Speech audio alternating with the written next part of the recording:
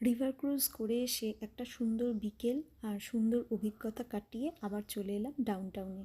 ডাউনটাউনে তো ফিরে আসতেই হবে, কারণ এই 4-5টা দিনই তো। তারপর আবার বাড়ি ফিরে গেলে এইটাকে মিস করব। আর ডাউনটাউন থেকেই সমস্ত জাঁকজমক, খাওয়া দাওয়া, সমস্ত কিছু এখানে ইজিলি ট্রান্সপোর্টেশন, সব কিছু এখান থেকে সব থেকে ভালো। তাই এখানেই বারবার ফিরে আসতে হবে। এইটা দূর থেকে দেখতে পেলাম পুরো আমাদের কলকাতার টোটো রিক্সার মতো দেখতে। কে যে কাকে দেখে আগে তৈরি করেছিল কে জানে, একদম সেম। আর এটা দাঁড়িয়ে আছি ট্রিবিউন টাওয়ারের তলায়। এখানে এই যে টাওয়ারের গায়ে দেওয়ালেতে যে উঁচু উঁচু স্টোনগুলো দেখতে পাচ্ছ, এই স্টোনগুলো হচ্ছে এক একটা দেশ থেকে আনা, এক একটা প্যালেস থেকে আনা এক একটা স্টোন এখানে লাগানো হয়েছে। যেমন সামনে যেটা জুম ইন করে দেখাচ্ছে ওটা তাজমহল ফ্রম ইন্ডিয়া। যদিও এগুলো কোনোটাই লিগাল না, কিন্তু তাও তখন আনা হয়েছিল, যেরকমভাবে অন্যান্য ইলিগাল কাজকর্ম হয়ে থাকে।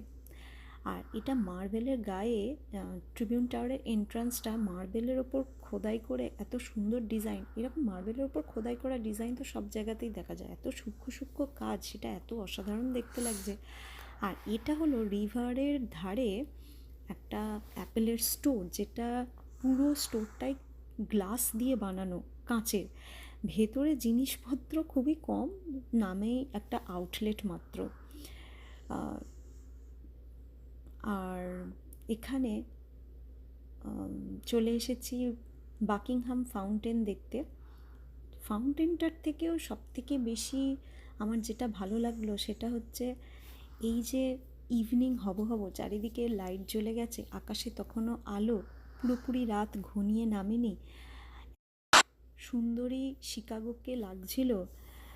কতক্ষণ যে এখানে 1-1.5 ঘন্টা বসেছিলাম। তারপর ডিনার করতে এসেছিলাম জিওরদানোজ, যে পিৎজার দোকান। যারা শিকাগোতে আসে তারা ডেফিনেটলি জানবে, এখান থেকে না খেয়ে পিৎজা না খেয়ে যায় না।